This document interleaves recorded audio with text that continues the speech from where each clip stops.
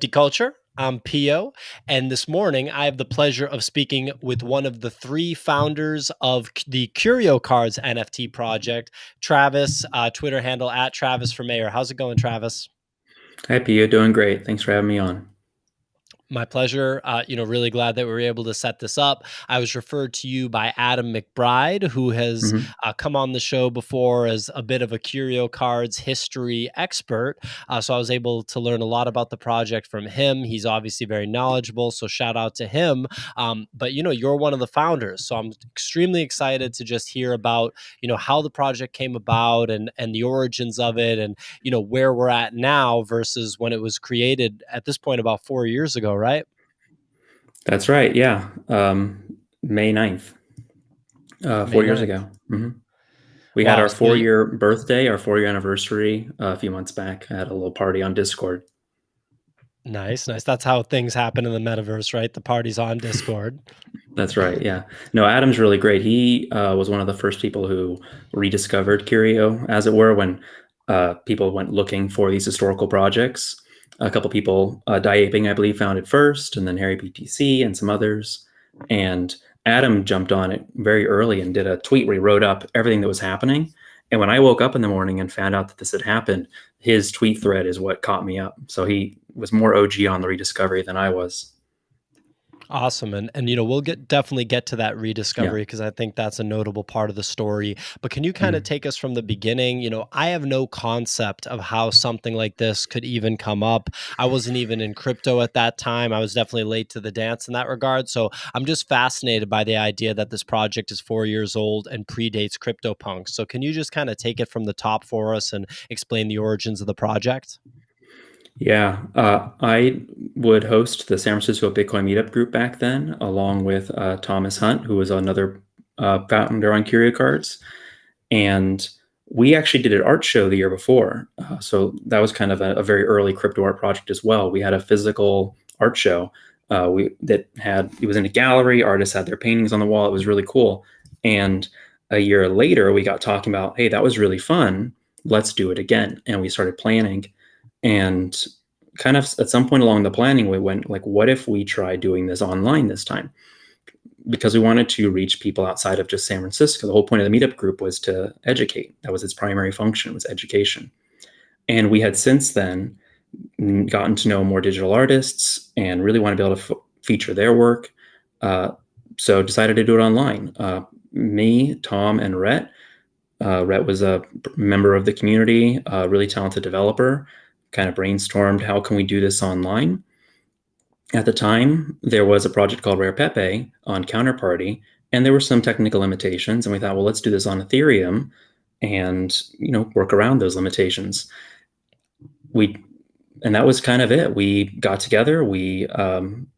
Rhett created a smart contract for it. He had to make the whole thing work. There were no best practices or standards or existing frameworks that we could use. And we ended up launching 30 cards featuring 7 artists. We did 3 cards a week. And yeah, the rest is history. Absolutely. And I'm trying to understand. It sounds like the sort of origin of the project was based more on the crypto side versus the art side because right, you could have created this art and just put it out on Instagram. Like at that time 4 years ago, Instagram was definitely like a relevant social media platform, or like one of the art websites or something like that, but it was built on Ethereum. So can you just talk about like how to get to that? You were a Bitcoin OG, it sounds like, and you were involved in the Bitcoin and crypto community. What made the decision to build it on Ethereum and to effectively have it like be one of the earliest 3 4 5 projects like this that was built that way? Yeah, we didn't really think about it as, oh, wow, we'll be first. That wasn't really the motivation. We more looked at it as there is this really big problem and we know how to fix it. Why is nobody doing it? And that problem was if you're a digital artist, there's no way to make money on your work, not directly. You have to get a job at a like video game company or Pixar, something like that to monetize your work. You have to find some kind of commercial application. And the whole point of Bitcoin back then, like the whole idea was we've just made a rare digital object, a scarce digital object. And at meetups, so I'd even use that analogy. People are like, well, what is Bitcoin? Why does it have value? And I'd be like, and I would tell them, imagine it as a collectible. Imagine it as like some rare antique collectible. You can't make a copy of it. You can't counterfeit it. It just kind of seemed like a no-brainer to take that and apply it to the artwork. We can take this thing digital, which doesn't have value because you can copy it endlessly, and apply an anchor. It can't be copied, and that's the token itself. And then the idea, well, then the token itself with the art embedded inside of it, which we used IPFS. We were the first NFT project to use IPFS. Like I said, we had no best practices to follow. We kind of had to figure it out. But then that idea that token that has the artwork inside it, that is the art, and that is the collectible, and that can be shared. And it was a pretty wild concept to explain to people back then. I'd go on these shows, and the first half hour would be me saying why this has value, how it works, what is it. I don't have to tell anyone anymore why NFTs have value. No one's asked me like, but why do NFTs have value? And that was the number one question on podcasts, at investor meetings, just talking to people at meetups. And nobody asks me that question anymore. Like, people understand it.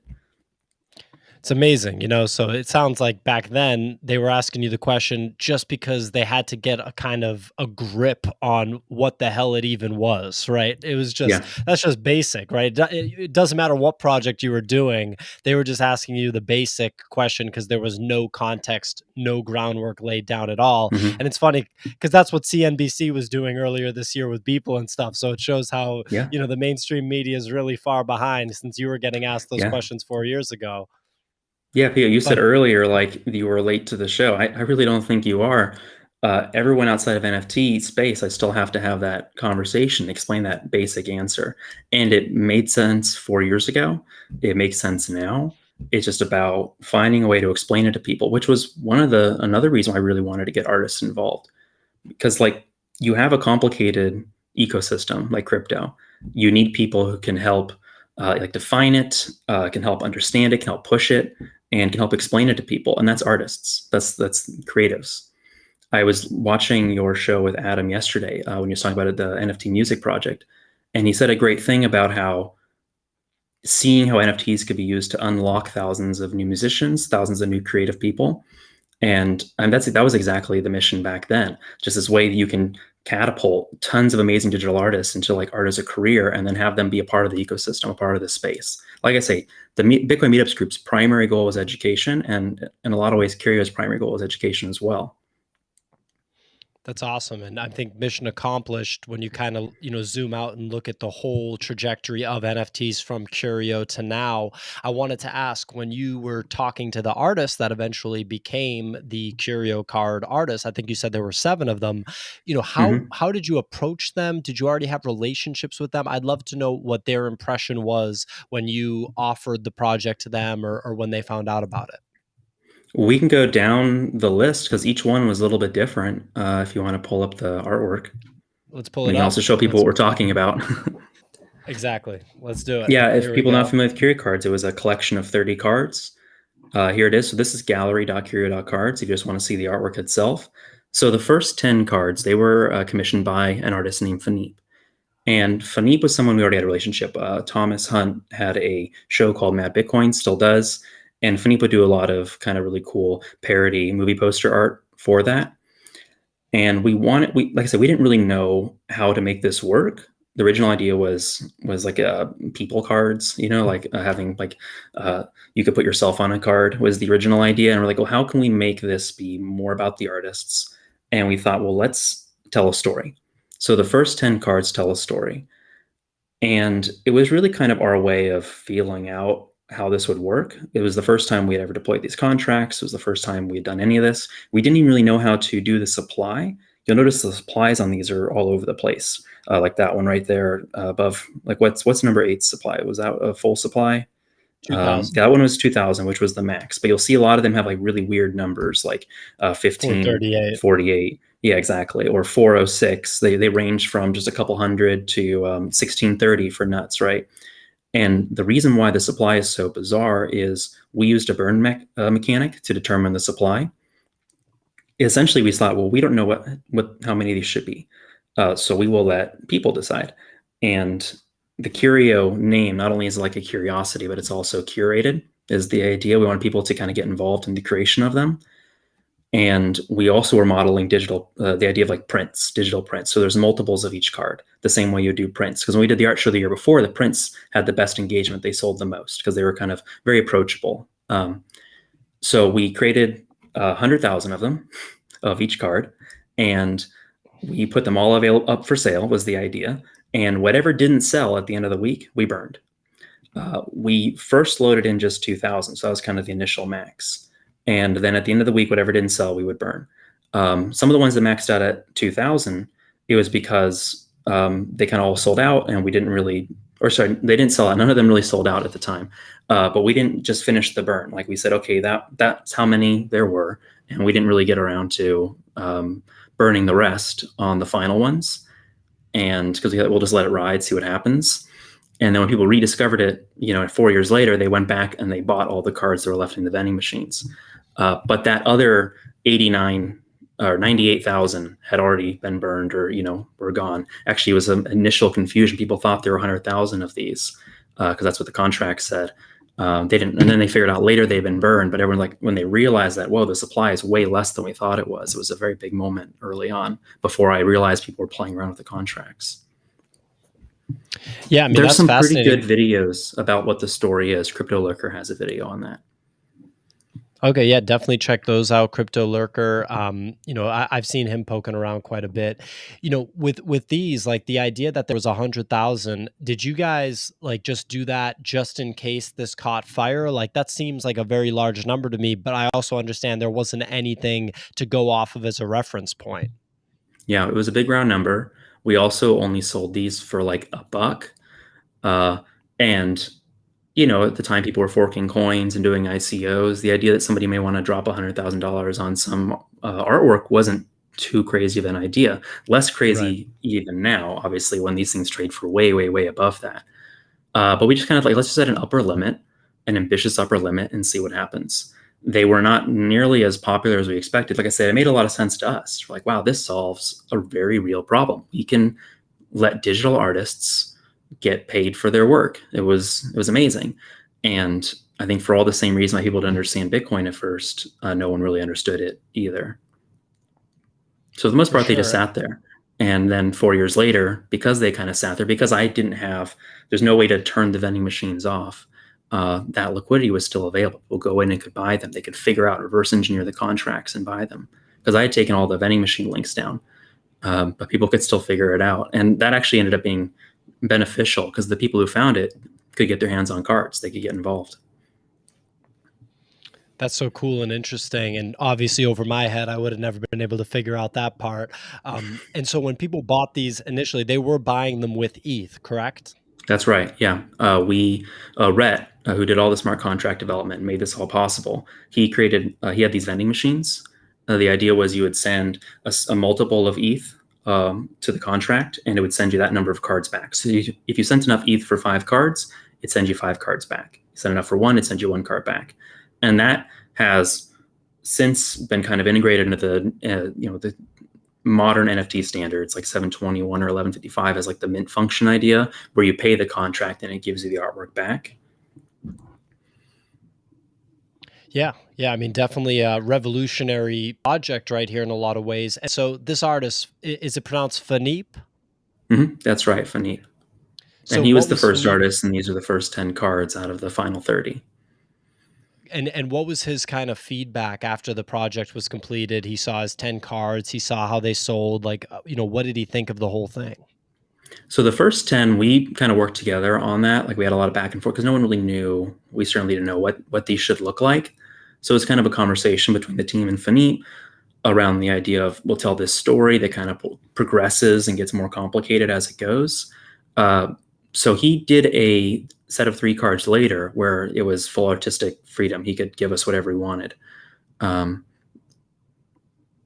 so, yeah, you can see kind of the more example of his traditional artwork later on. Yeah, the next 3 cards there, 12, 13, or is it 11? I think maybe it's not showing me the full video, but 11, 12, and 13 were the next 3. And these were our first like artist cards. So this was from an artist called Crypto Graffiti. And the brief here was any 3 things you want. And these were actually stickers that he had made that he'd stick on ATMs and banks and things like that, or sell um, t-shirts and stickers. And it it's very excellent artwork, and it made a lot of sense to have on the cards. Crypto Graffiti was also in the art show we did the year before, and a strong influence on us early on in the project as one of the artists that we already had known. We already knew him and Philippe. I really like the crypto graffiti ones. These were the first ones that really stuck out to me. And then I read about how these were stickers that would get, stuck on, like, say, what is this? I guess right here, Citibank or something, right? Or Mm-hmm. one of the banks. So you stick it on the ATM, and people are like, "What's that?" It's BTC, Mastercard, but it's really just mine Bitcoin. I wish I had seen one of these in person. I feel like it would have made a big impression on me. I have or had some of those stickers. I have to dig through all my old stuff to see if I can find them. They were really neat stickers, yeah. And the supply on these, there were 2,000. At this point, the burn mechanism was really fun, but it was also kind of backwards in that the most popular cards would have the biggest supply. And the cards people didn't like had the smallest supply because we burned the ones that didn't sell. So you had this kind of weird backwards mechanics where popular cards were common and unpopular cards were rare, which I always found very amusing and thought, well, that kind of balances out the price. And I thought that was kind of funny. The feedback was it's not super funny, though. It was more confusing. So we just said, okay, well, then we'll have the artists decide how many they want. But the first three, we asked Crypto Graffiti, like, you can, the supply is now up to you. But if you did 2,000, that'd be really great because that's how the contract was coded. And we can save ourselves from having to redeploy and, make some changes. Because at the time, Rhett had to deploy, I think it was like 12 to 9 contracts a week based on the vending machine configuration, how it was laid out. And you had to do it all in a very short period of time. So people wouldn't go in and, try to snipe them before we could announce them. And it had to do it perfectly the first time. He had very basic tools back then. There was none of the fancy deployment and testing frameworks for Ethereum that exist now. So it was a very complicated weekly ritual that he had to do. So Crypto Graffiti was like, yeah, that sounds great. We'll do the kind of default amount. Awesome. And then these three right here, these are Philippe again, the Coca-Cola, Wendy's, and I guess the next one would be down here somewhere. Heineken. Yeah. I like the one that mentions open source. I think Heineken's the one that says open source on it, which was really special to me because that's what got me involved in the crypto space in the first place, was that it was open source software. That's what I found most compelling about it. You said something yesterday. I think it was like when you were talking to Adam, the future will be for creatives, like that kind of idea that the developers, the artists, they're the ones in charge. That's kind of reflected in that open source ethos, which I always liked that card. Yeah, so these ones where he said, okay, for me, now you can release the art that, your art. And he followed along in Crypto Graffiti's theme of doing like these kind of parody crypto artwork pieces. So those 6 are all kind of that parody series of companies. A lot of these I've received like takedown notices and things. Not the Curio cards, but like when they would sell t-shirts and stuff, they get takedown notices. But this is all in IPFS. I can't take it down. We haven't had any complaints, though. Nobody's asked us to yet. But it's just kind of interesting that a lot of this stuff you can't find in their stores anymore, but they've survived on Curio cards, on Ethereum, on the decentralized network.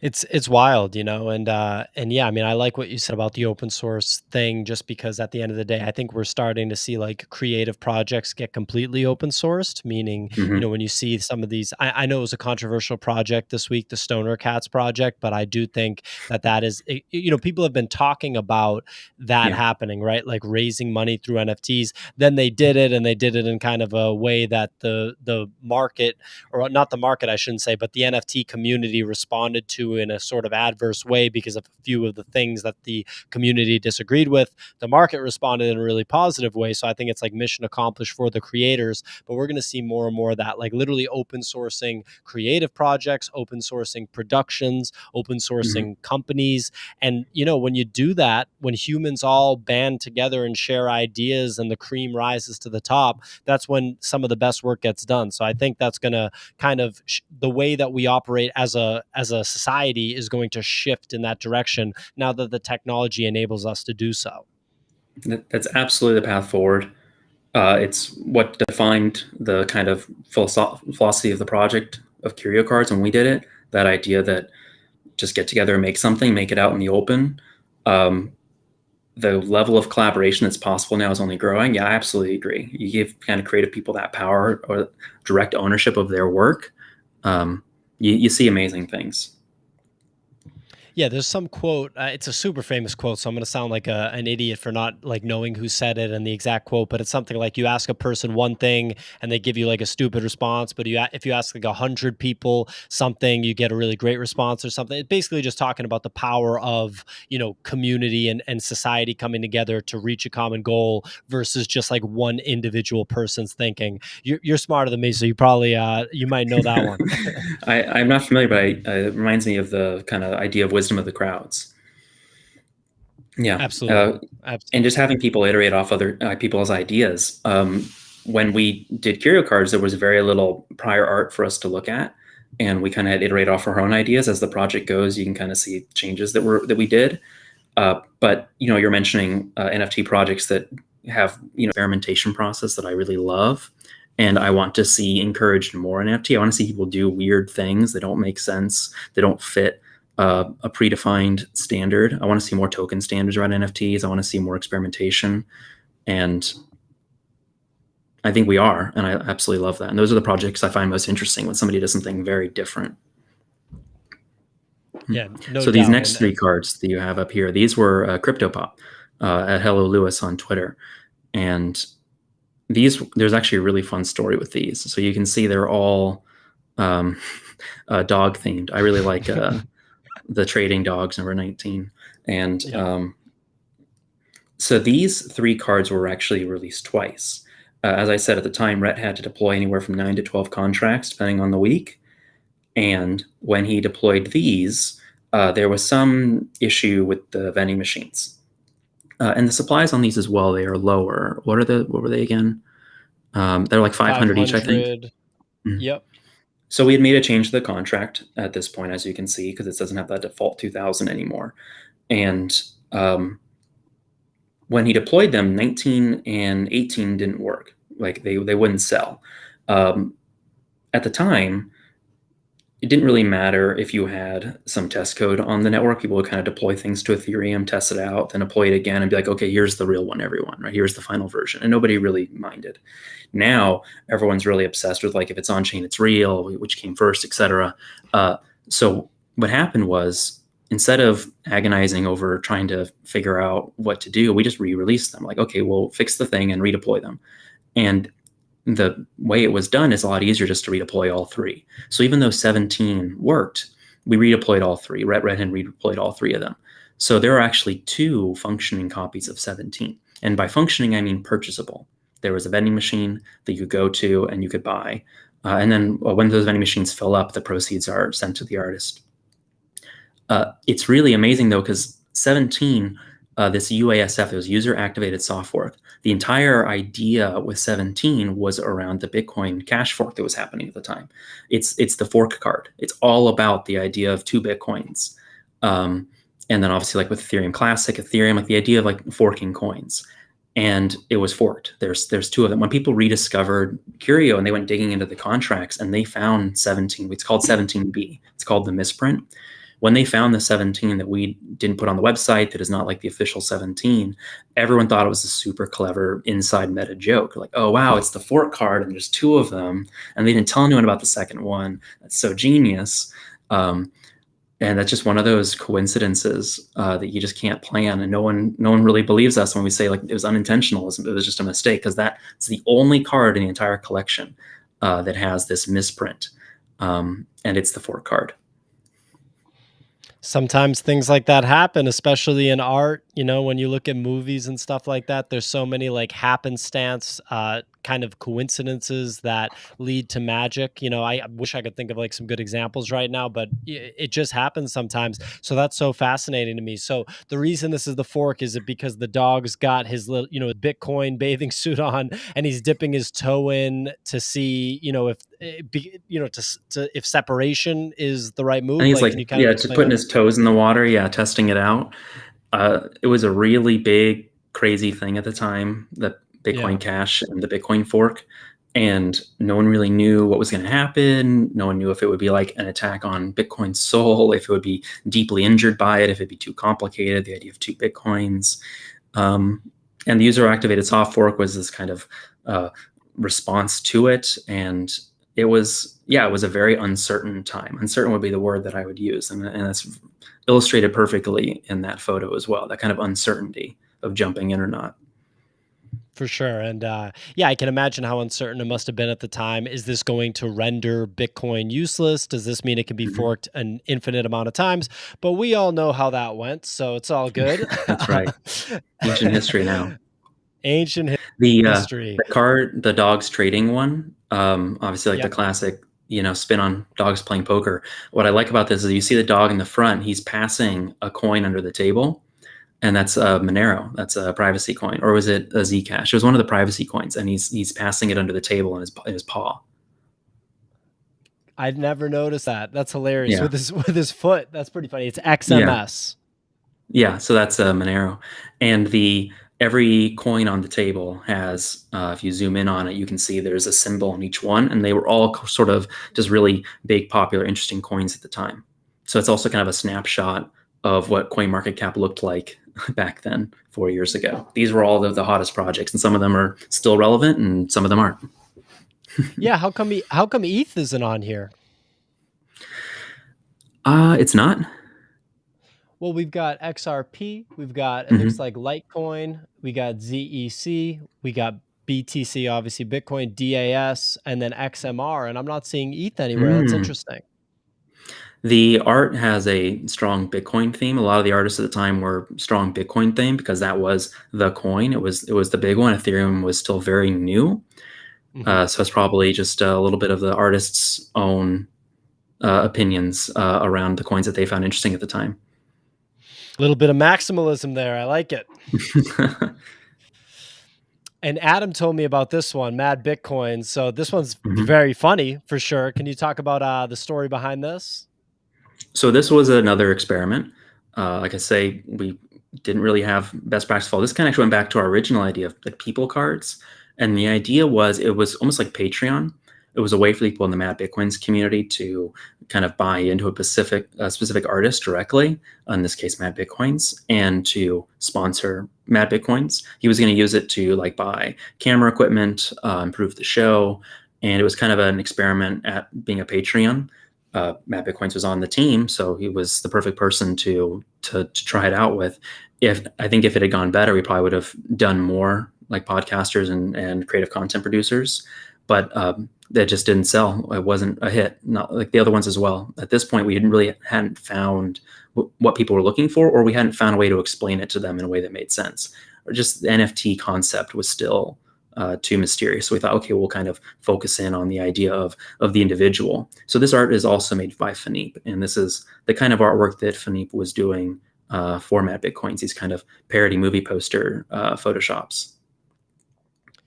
Well, that's fascinating. So I think that it's pretty safe to say that this is the earliest example of a creative person trying to use NFTs to raise money, which is what we're going to start seeing again and again, which is what Ashton Kutcher and Mila Kunis just did for the Stoner Cats project. So I didn't Yep. know I didn't know that part of the story. So I think this is probably the earliest example of that. I think it is probably off Ethereum as well. The other crypto projects before us on Bitcoin, they were more like meme projects. So, I mean, the only one I can really think of, they're really meme projects. So I believe this is probably the first one. And also interesting thing about the dog ones before, I'd say they're the first dog tokens on Ethereum. Sure. Okay. And that's relevant now, given all the dog action we've gotten. I don't like to talk about that much. 'cause I think it's pretty silly, but I like these curio cards for sure. This is a version of the dog token that viewers of Nifty Culture can enjoy, the NFT version. Absolutely. Absolutely. Shout out to Mad Bitcoins though for that, and to obviously you guys. There's so much here. It's almost like when you look at Bitcoin and how Bitcoin was created. If you're a Bitcoiner, you think Bitcoin is like perfect. Like that's the word that gets like thrown around, and that's like how I feel. Right? I know a lot of people will try to hammer Bitcoin and talk about how there's a lot of issues with it when you want to do certain things, and that this coin does this better than Bitcoin, and blah blah blah. But when you think about it, like the first pass of the structure of Bitcoin really does like kind of check all the boxes of what you want. And it's been, what, a dozen years at this point, and it's only proving to be more and more useful and effective. And insert adjective here. The curio cards right here, we've got parity. We've got examples of scarcity. We've got examples of abundance. We've got, the story of the misprint of is it 17B, and we've got different artists showing their own original artwork. We've got Mad Bitcoins literally doing what you're going to see every single person that's a creative person trying to raise money do in the future. And we're not even done with the set yet. Have you reflected and looked at that and thought, wow, like there's so much here that we were so early on that turned out to be extremely relevant? Yeah, the two things I'm most proud of with this project that we did are that experimentation, the fact that there's so much diversity in it, but it's still like this full, complete collection. Like the first NFT on Ethereum, Art NFT could have just been we put some test artwork up, right, and that would still technically count, and that would be the story, and it'd be like some low resolution, image or something. I'm proud that that first art NFT project on Ethereum is this full, complete collection that has so much variety and examples. There's that educational element, right? We wanted to show what this could do. And you can kind of see in here examples of all the different ways you can use NFTs. We really tried to throw every idea we had at it at the time. It's fascinating, man. And the fact that it's a collection, like you said, and people can collect the whole thing, that's directly in line with NFTs too. So yeah, I Mhm. don't know what was in the water that you were drinking, but there was something going on. There was clearly a very special time. Yeah. Um, and here are the ones that Adam talked quite a bit about. So this is by Robeck. So can you talk about these? Because I'm sure there's a big story with these. Yeah, this went again to try another thing with this. Robeck was an artist that we did not know when we started Curio. And this was something we were really working towards for quite a while. The idea that we would meet people, artists would come to us, and we would launch them as NFT artists. That idea that you could just be a talented artist and you could show up, and we could give you a way on, right, a way into the digital art world, the NFT world. So Robeck was our first fan. He was the first person who showed up in the Discord. And he was just really excited about what we were doing. You should see some of his more recent work as well. He's very innovative. So I think he kind of was one of those other people who spotted it back then and realized that power. We never had to explain to him or convince him why this was useful. So we told him, make some art, right? Let's do it. You can be the next 3 cards. It would be like our first community artist, I think is what the term we used at the time. And he had been doing these little like parodies of our mascot. So the Curio Mascot, its name is Curio. It's a raccoon. And Yep. Robeck had been doing these little parody drawings of Curio, like selling cards and like being desperate for cards and looking super sketch, and they're really fun. I hope that they're released as NFTs as well at some point. So the conversation was like, we'll just do more parody art, right? Do more things like that. And I actually had no idea that Robeck's idea was to do each of us, Tom, me, and Rhett. I believe actually Tom knew, like he let him know, but I was just shocked when it came out. The Wizard, the first one, that's Tom, that's Matt Bitcoins. The Bard as a passing resemblance to myself. And number 32, Rhett, the Barbarian. He was the muscle. He got things done. He built the contracts. And 23 is also the first GIF. It's blink and you'll miss it. He's winking. Yep. Robeck could have done a much more involved GIF. He did a lot of animation. Like he was certainly capable of it. This was a limitation we imposed on him. There was a concern that if the images were, 5, 10 megabytes, 20, 30 each, that if you tried to scroll all the cards, you thought you'd have like a page where you'd scroll and look at all the cards at the same time. It would just be impossible to load. So we had like really strong file size limitations imposed on the artists. And I mean, yeah, that's not so much of an issue now. Like, buffering and streaming of image data is a lot better these days. But at the time, that was just a concern. Yeah, Adam had mentioned that, and I did not know that these were based on you guys. I think that's hilarious. And I Yeah. know that you use this as your Twitter avatar right here. So, you guys even touched the avatar thing in this, Yeah. pre CryptoPunks. Yeah, 3 custom avatars for 3 individuals. But I've seen other people using these avatars as well. I think, because at the end of the day, it's not Tom, Travis, and Rhett. It's the Wizard, the Bard, and the Barbarian. You don't have to know that it's us. They're archetypes. They're kind of these 3 classic archetypes. And Robeck released a commercial to go along with these cards as well. They're on the card pages on Curio.cards. If you go to Robeck's artist page, you'll see the commercial. And it's just following that idea of, like the game element of it, right? Of these 3 characters going on an adventure to rescue Ethereum, I think is what the commercial says. Very creative stuff. Ages incredibly well. Okay, and so now we have a few by Daniel Friedman, is And it? one more thing about Robex too, where those were the first cards that were a success. They sold out. And we realized the supply was extremely important. Our goal originally was we wanted everyone to be able to be involved. And that's, again, something I'm actually proud of now, because a lot of big, cool NFT projects, you can't get involved unless you're willing to put a lot of money down. With Curio, since all the cards kind of trade together, they all kind of track together because there is that desire for a full set. So there is a connection, and there's a desire for things like having all the artists cards, like you want all 3 of that artist cards, or you want all of 1 through 10, all the story set. Because of that strong connection, they all kind of trade together. But you have cards that there's a supply of 2,000, and you have cards that there's a supply of 100. So people can get those more common cards at a much more reasonable entry price and become exposed to the project. But these, you'll notice it's 500, 500, and then 250. And this was all Robeck's idea. And he kind of was the first maybe to realize that people will want to have all 3 artist cards. They'll want them as a set. And he immediately is telling the audience, when they look at just the supply, he's telling them, you can't have that. Only half the people can actually have one of all 3. So if you want all 3, you have to get the Barbarian immediately, or you're going to run a chance of being one of the 250. You have one of the others, but not that one. And that just made a lot of interest. And so the Barbarian sold out. And because of that, I think the other 2 sold out as well. And these were our first time that we had a full sellout in that week. So Robeck got paid right away because all the vending machines cleared. Within That's so interesting. Within a couple of days.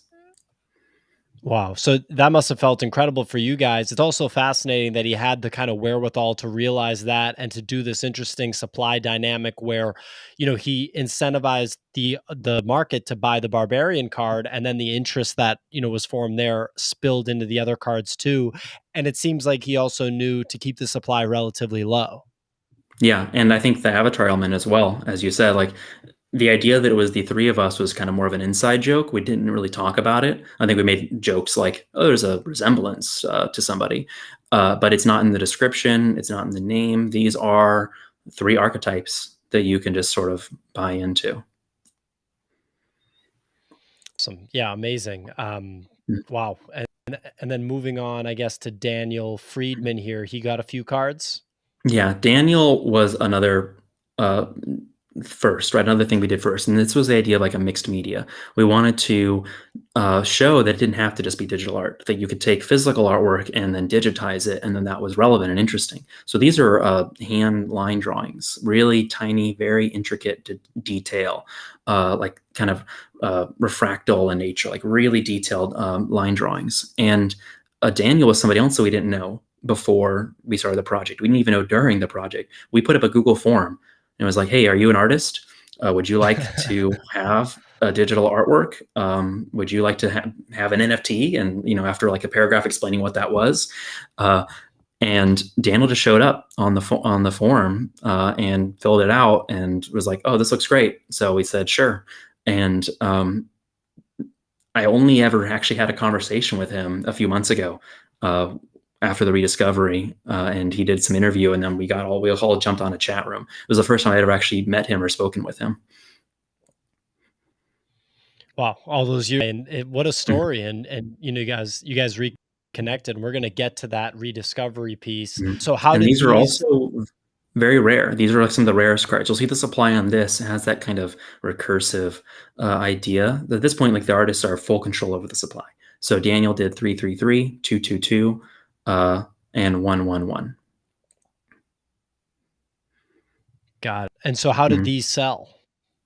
These sold out as well, and education is now the rarest card. It's actually more rare than that. So the 111, I think the supply is actually less because there was before I realized the rediscovery was happening, some people tried to like make some wrapper contracts just on their own, and there was some sort of bug or issue, and and 5 of these got burned essentially while people were like messing around with that before.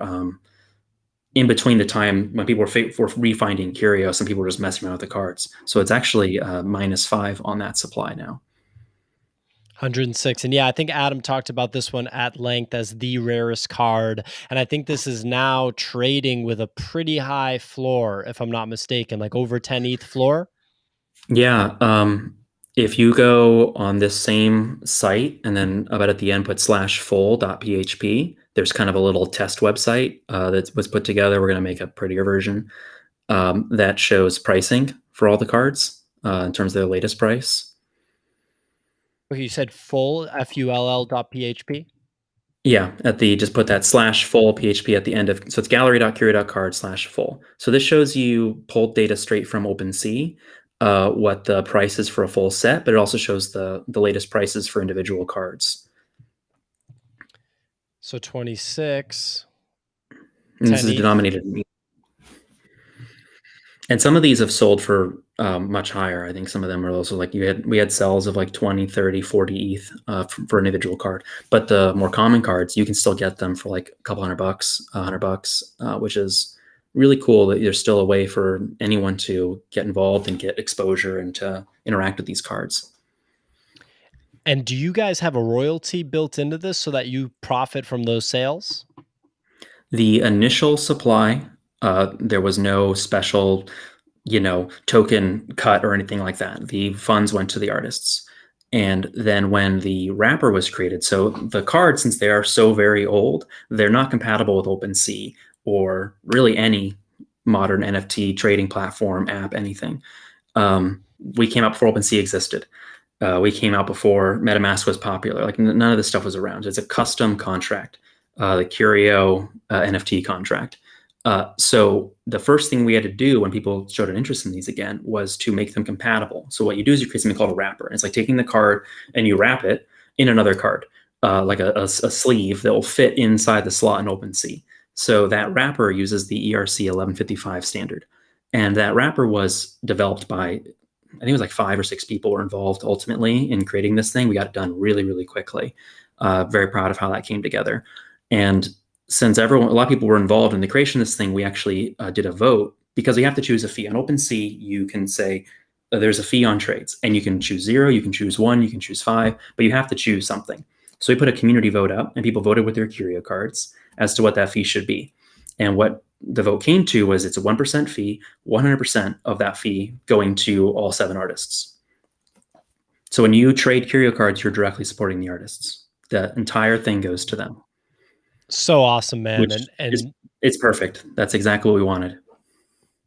wow, incredible. And I don't think people know that. So I'm glad I asked you that question. That's incredible. It just shows the intentions behind the project. It was Mhm. never about you guys getting rich.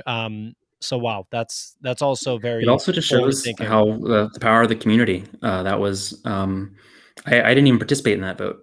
I Right. because I was it just seemed too much like I would swing the outcome. I shared my opinions, but ultimately that was what everyone wanted. Awesome. What a community. To Mhm. just, vote for that for the artists. Okay, so now we have, is it the final three before number 30, which I know 30 has a story. So these are by Marisol Vengas. Yeah, these Marisol Vengas, it's like an art collective. This guy named Max Infield, he does a bunch of people will get together in his studio and they'll kind of like just make a bunch of art. Like you'll have like a whole like thing set up where like, okay, this person does this at this station, then you pass it on to that station, you pass it on to that station. I don't know how many people were involved in these particular ones, but this is it's a mixed media thing. These are a physical, real world thing that exists. You can go on our Discord and go into his artist channel, and he will sell you these or trade them to you. He's got a whole stack of these, and this is just a really good photo of these like physical. They look like tiles. They're photos overlapped with different materials and coloring. And another example, like Daniel's, of pulling in that different medium and making it relevant again digitally, selling it as a digital medium as well. Fascinating. Yeah. And these just have such character, totally independent of the other cards. It's so interesting that the set of cards is so diverse, and each artist really, they didn't try to play off, or there's a little bit playing off what the other artist did, but then there's other ones that just came in and said, no, this is what I'm going to do. And so did these sell well? Yeah, the yellow one, 29, there's only 200 of them. And that, again, I think drove interest the same way. I don't think they all sold out. Like, I think there were still some 27s and 28s. Yeah, there definitely were available during the rediscovery, but 29 sold out. And it's now also an extremely rare card as well. And these are an example, like these are photos. These are actual photos. And these are the only ones in the set that are photos. Obviously, added onto and enhanced and manipulated, but these are the only ones in the set that are digital photography. Wow. Is this a building in Los Angeles? Do you know? I actually don't know, but anyone who's curious, if you ever have a question about Curio, our Discord server, the artists have their own individual channels as well as in general chat, and you get lots of fun trivia. I'm sure they can tell you the exact building. Look it up, guys. Discord. Get on there. Okay, and then last but not least, number 30, which is a full-blown, like animation. So could we talk about this a little? Yeah, so 23 is the first GIF, but it's very limited. So the idea was, well, let's push that, right? Let's increase the file size limitations. Let's see what can be done. And at the time, there was this very big news event, very popular thing happening. There was a eclipse for North America, and the date was, you can see the supply, August 21st, 8/21. That was the day of the eclipse. And it aligned perfectly with the day we released the car. So we released the cards 1, 2, and 3, released them at the same time. 4, 5, 6, released them in threes, and then 10 we released by itself, 20 released by itself, and 30 we released by itself. So 30 was released by itself on the day of the eclipse, and the supply was the date. And it's sort of obviously the story of the eclipse is called the Eclipse card, but it's also a story of Curio. I think it's also kind of a bittersweet way of ending the collection, that sort of setting sun element to the project as well. And these did not sell out either. They were still available, and people bought them up a couple months ago when the rediscovery happened. And this artist is a fully anonymous artist. They're a very private person, and they have asked to remain anonymous. People ask if it's me. It's not me. I am not this talented. This is some really amazing animation. Okay, wow. So, speaking of the rediscovery, can we talk about that? Because that must have been amazing for you to go through after, the years that have kind of passed by. So how did the rediscovery happen, and what has that been like? Another one of those wild coincidences. I had given my 2 weeks notice, and on my final day of work, something I don't usually do. I usually don't share like personal news, but on a whim, I tweeted out, just had my last day of work, excited about what comes next. And I had some things in mind. I wanted to work on some development projects. 2 hours after I made that tweet, Die Aping posted his tweet where he said, I found this project. And Die Aping came at it from the angle of, he went looking for the earliest NFT project on Ethereum. Like, he went hunting for that. The earliest art NFT project. And he found Curio Cards while doing that search. And people have since double checked his work. They've gone searching as well, and no one's found anything earlier. And he posted this really cool breakdown explaining how to buy them. He could have just been like, "Oh my gosh, this is a huge find. Mooncats had just happened. Obviously, CryptoPunks, is a thing." He knew how valuable these were. He could have just bought them all up, and then there would have been a really maybe difficult liquidity market. He could have sold them for whatever price he wanted. Instead, he bought some, and then he wrote a guide explaining how to do it. He showed how to interact with the contracts. He showed how to purchase them. The web UI to buy them had been taken down because the project we didn't want to have money going into contracts that wasn't going to go to the artist. We have to manually do that process. So we're like, okay, what's been sold, been sold. And so I just took the vending machine addresses down, but it's all still on the network. So he figured it out, and he posted 2 hours after I said I had quit. So people thought that I quit because I knew about Curio. They thought, oh, he's jumping on Curio. And I didn't even know until the next day when I woke up, and there was tons of notifications and messages, and Adam McBride reaching out. Yeah, so it was that hunt for the oldest NFT. And so you had a day job or something and you quit it and then happened to have this time up on literally the same day. The same day, 2 hours after. No one will ever believe me that I didn't know. I gave that notice 2 weeks before is my evidence that I had no idea. Wow. And so he found the vending machines. He bought from the vending machines, correct? Mm-hmm. Yep, the original distribution. He showed people how to do it. Other people went in. Originally, we priced them at $1 or something like that. So I think now they were like 5 or 10, just given how Ethereum's price had changed. The gas cost more than the cards to pull them out when they bought them now. Obviously not back in 2017, but that's what happened when they did it. And the vending machines all got emptied out. And suddenly there's this large group of people who have cards and want to know more about them, want to trade them with each other, want to find out about the project. And so that's what started the effort to create the wrapper. And there were a couple efforts to create the wrapper. Wrappers are not the easiest thing to make. They're not the hardest thing, but they're not the easiest thing. And, we wanted to make sure it was reviewed and tested. But yeah, we got it done. It's on OpenSea, and you can see from that full page how it's traded now. Full set, something like 105 ETH.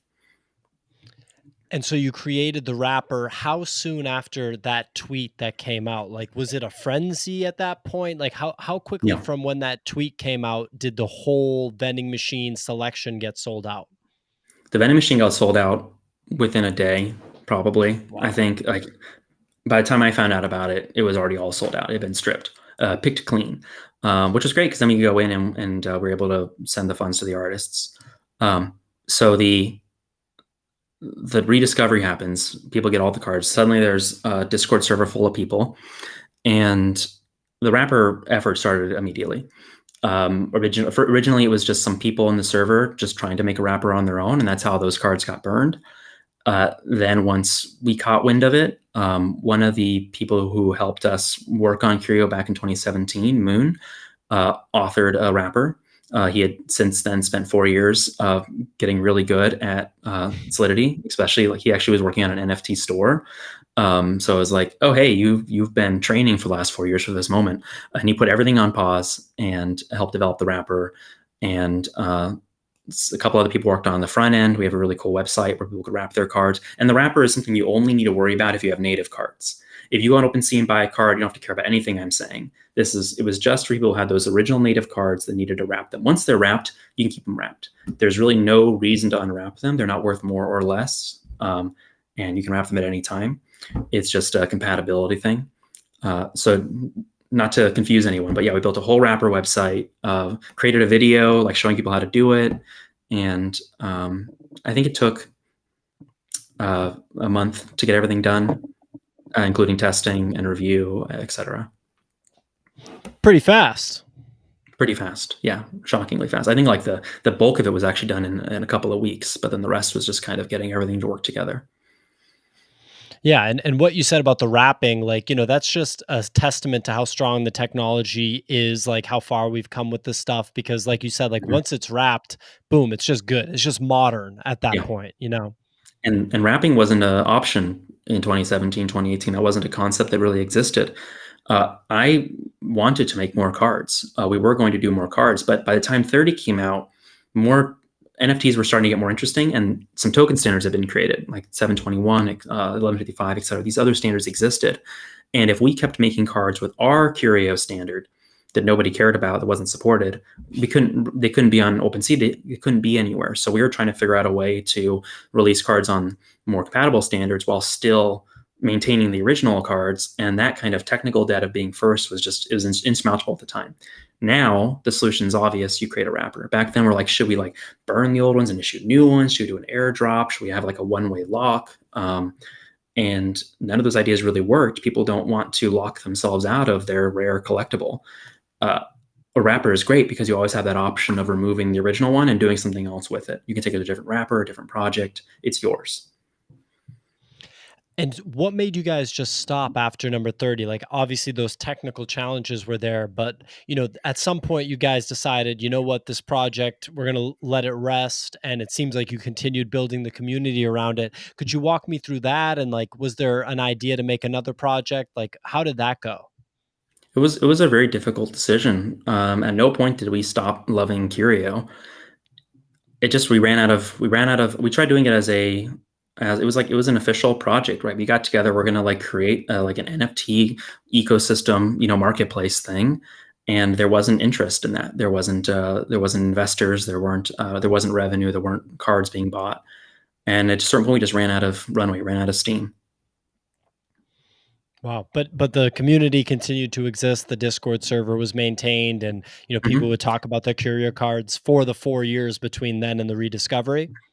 Yeah, there was still a Discord server. It wasn't super active or anything, but we maintained the Discord, we maintained the website, maintained all the documentation, so that people who had bought cards could still connect with them. They could say like, what was that contract again for number 10? They could go look it up. We kept all that available.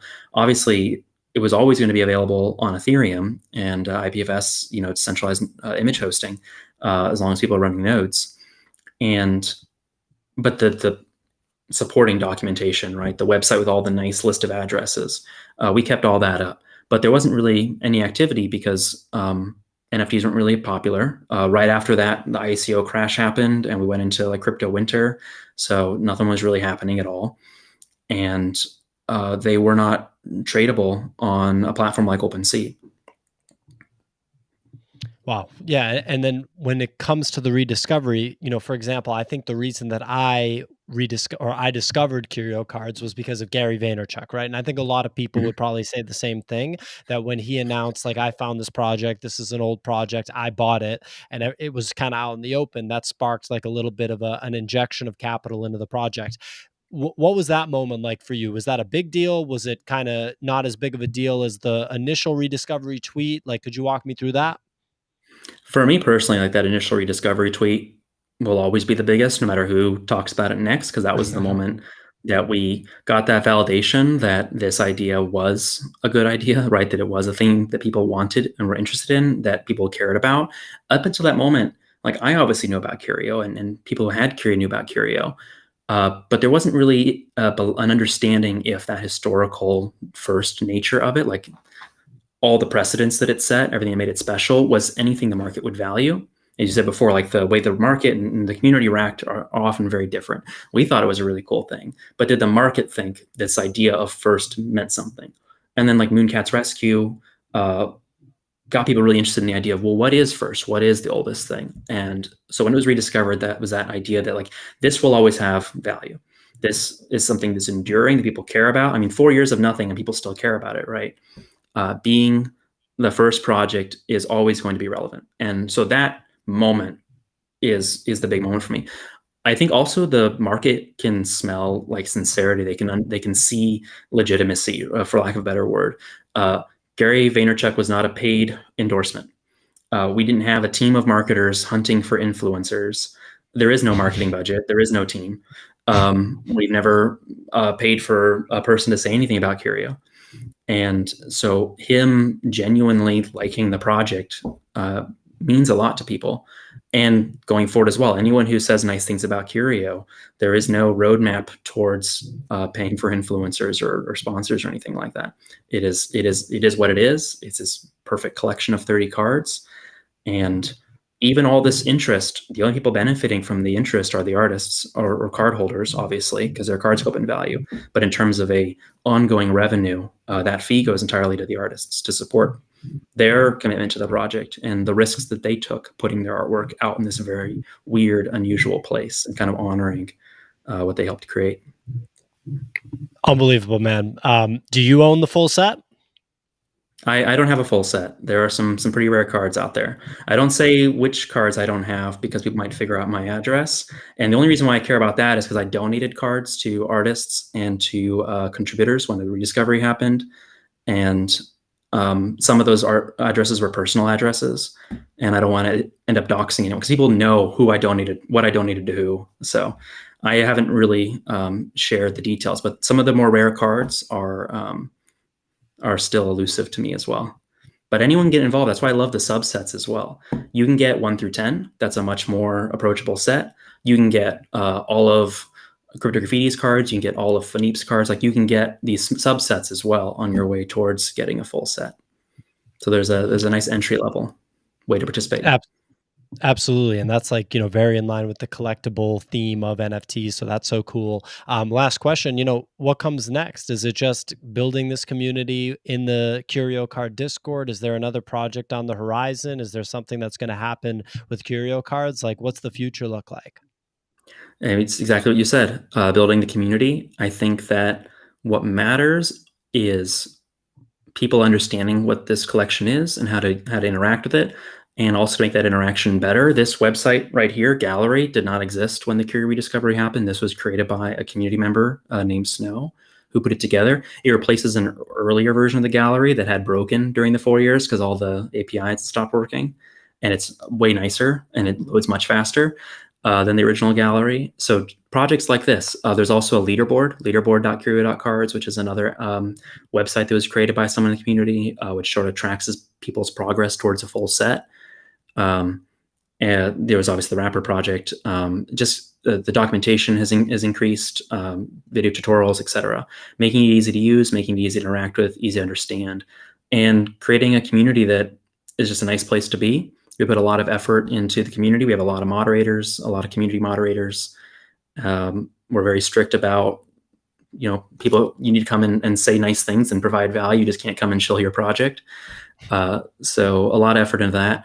And then from my personal side, I want to build tools and fun things that use Curio cards and kind of help expand upon what these cards can do.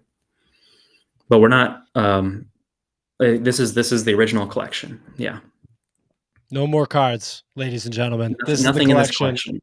If we were to do another NFT project, which obviously I love NFT projects, it would be from the creators of Curio Cards, would be the theme of it. Right. And I can only imagine what that would be like now that 4 years has gone by and you've been able to absorb everything that's happened, given the amount of innovation in the original set. So I Mhm. selfishly hope that that happens, but I don't know what your It's guys' it's not plans it's not are. the immediate thing. I really want to focus on these 30 cards for now. Yep. But yeah, nothing's off the table. That was the whole theme of the original cards. Let's try things. Let's see what happens. Incredible, man. Well, thank you so much for joining me here. I found this conversation fascinating. Everybody, follow Travis on Twitter, join the Curio Card Discord. Just try to get involved if you're interested in the project. It seems like there's a ton of resources available, including access to most of the original artists. Travis, thanks so much, man. Absolutely. Thanks for having me on. Thanks for watching, everyone. See ya.